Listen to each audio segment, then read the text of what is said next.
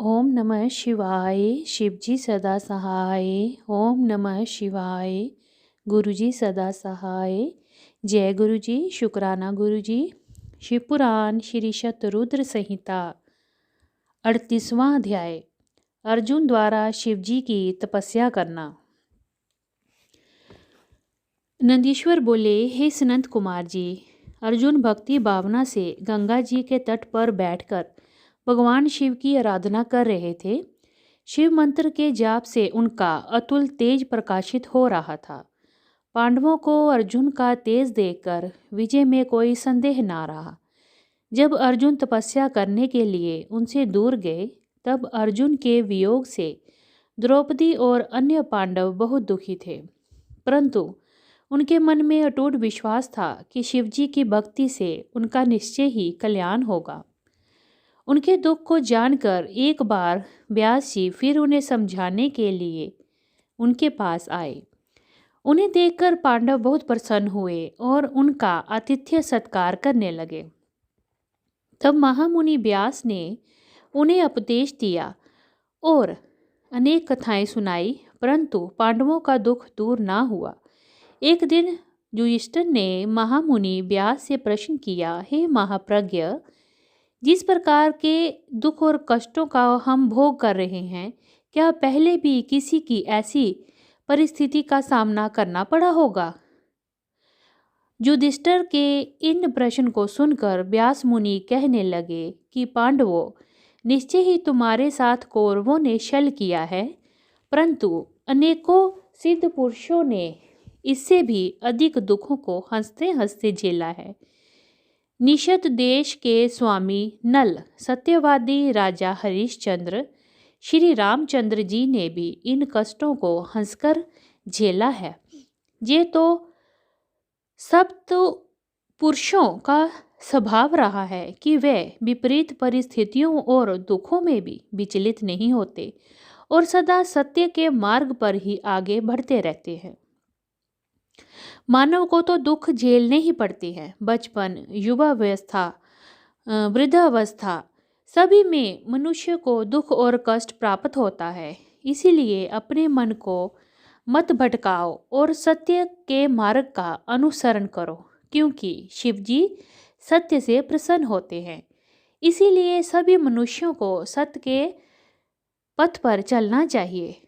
दूसरी ओर अर्जुन ने इंद्रकील नामक पर्वत के निकट गंगा जी के तट पर महामुनि व्यास के उपदेश के अनुसार शिवलिंग बनाकर उसकी विधि पूर्वक उपासना आरंभ कर दी। अर्जुन प्रतिदिन स्नान करके भक्ति भावना से इंद्रियों को अपने वश में करके भगवान शिव का ध्यान करते। दिन व दिन उनकी भक्ति भावना और अधिक प्रबल होती जा रही थी। उनकी तपस्या के तेज से जीवों को भय होने लगा था। अर्जुन की तपस्या से दग्ध होकर अनेक देवता देवराज इंद्र के पास गए और उनसे बोले कि देवराज, अर्जुन भगवान शिव की घोर तपस्या कर रहा है और उसके तेज से सभी प्राणी दग्ध हो रहे हैं। अर्जुन की तपस्या के विषय में सुनकर देवराज इंद्र उनकी परीक्षा लेने के लिए उनके पास गए। इंद्र ने ब्राह्मण का रूप धारण किया और अर्जुन के पास जाकर पूछने लगे कि तुम इतनी छोटी उम्र में तपस्या क्यों कर रहे हो? तुम मुक्ति चाहते हो या विजय के लिए तपस्या कर रहे हो? परंतु इंद्र तो मोक्ष के स्थान पर सुख प्रदान करते हैं। इंद्रदेव के वचनों को सुनकर अर्जुन को क्रोध आ गया और वे बोले, हे मुनि, आप यहाँ क्यों पधारे हैं और इस प्रकार के प्रश्नों से मेरी तपस्या में क्यों व्यवधान डाल रहे हैं? मैं शिवजी की आराधना कर रहा हूँ। तब इंद्रदेव ने ब्राह्मण वेश त्याग कर अपने वास्तविक रूप में अर्जुन को दर्शन दिए। इंद्रदेव को अपने सामने पाकर अर्जुन को लज्जा का अनुभव हुआ कि मैंने इंद्र से अपशब्द कहे। उन्होंने देवराज इंद्र से क्षमा याचना की। देवराज इंद्र प्रसन्न होकर बोले, अर्जुन, तुम मांगो, क्या मांगना चाहते हो? मैं निश्चय ही तुम्हारा इच्छित वर तुम्हें प्रदान करूंगा। देवराज इंद्र के वचन सुनकर अर्जुन बोले, हे देवेंद्र, यदि आप मुझ पर प्रसन्न हैं तो मुझे शत्रुओं पर विजय का वरदान प्रदान कीजिए। अर्जुन के वर को सुनकर देवेंद्र बोले, अर्जुन तुम विजय अवश्य होगी, क्योंकि भगवान शिव के भक्तों पर कभी कोई कष्ट नहीं आता, इसीलिए तुम्हारी विजय अवश्य होगी। उनको संसार में किसी का बे नहीं होता जो शिव के भक्त होते हैं, इसीलिए तुम इसी प्रकार शांत चित्त और भक्ति भाव से त्रिलोकीनाथ देवादिदेव महादेव जी की तपस्या करो। उनकी प्रसन्नता से श्रेष्ठ जीवन में और कुछ नहीं है। ये कहकर देवराज इंद्र वहां से अंतर्ध्यान हो गए। तब अर्जुन पुनः शिवलिंग को प्रणाम कर उनकी आराधना करने लगे। इति श्री 38वां अध्याय समाप्त। 39वां अध्याय शिवजी का किरात अवतार। नंदीश्वर बोले, हे सनंत कुमार जी, अर्जुन महामुनि व्यास जी द्वारा बताई गई विधि से शिवजी की उपासना कर रहे थे। काफ़ी समय तक तपस्या करने के पश्चात उनके तप का तेज बढ़ना आरंभ हो गया और उनका तप और रौद्र रूप धारण करता जा रहा था।